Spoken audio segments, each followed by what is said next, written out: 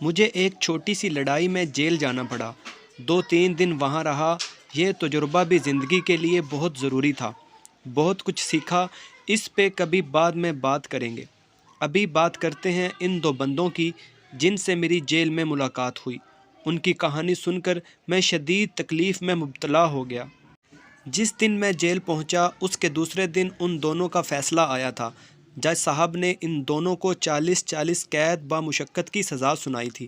وہ دونوں بہت پریشان تھے اور یہ جاننا چاہ رہا تھا کہ ایسی کیا غلطی یا جرم کیا ہے جو انہیں اتنی سخت سزا ہوئی۔ قتل کی سزا بھی 25 سال ہے مگر ان دونوں کو 40 سال کی سزا ہوئی۔ یہ میرے لیے حیران کن تھا۔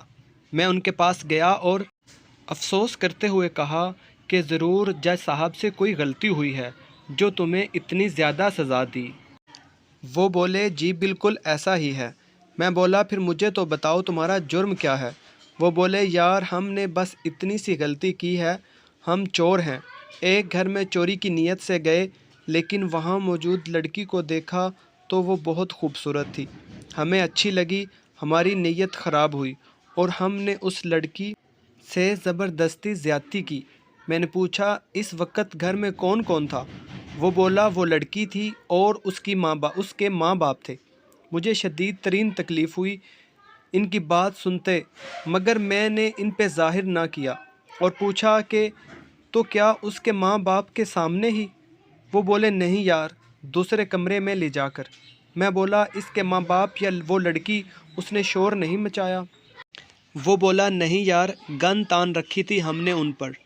ماں باپ نے شور مچانے اور مزاحمت کرنے کی کوشش کی تھی مگر ہم نے ان کی تھوڑی درگت بنائی تو باز آئے۔ اب بات پتہ ہے کیا ہے؟ یہ اب سے نہیں، پتہ نہیں کتنے سالوں سے یہ کام کرتے آ رہے تھے، چوری چکاری والا۔ اس دفعہ انہوں نے حد کراس کی تھی، اب وہ عزتوں سے کھیلنے لگے تھے۔ اب قدرت نے رسی کھینچ لی تھی، اب کیسے بچ سکتے تھے؟ انسان جب گناہ کرنے پر دلیر ہو جاتا ہے تب قدرت اس کی رسی کھینچ لیتی ہے اور پھر انسان کو ایسی سزا ملتی ہے کہ بندہ سوچ بھی نہیں سکتا۔ وہ دونوں 30 سال کے ہوں گے مگر جب جیل سے باہر آئیں گے تو 70 سال کے ہوں گے، یعنی زندگی ختم۔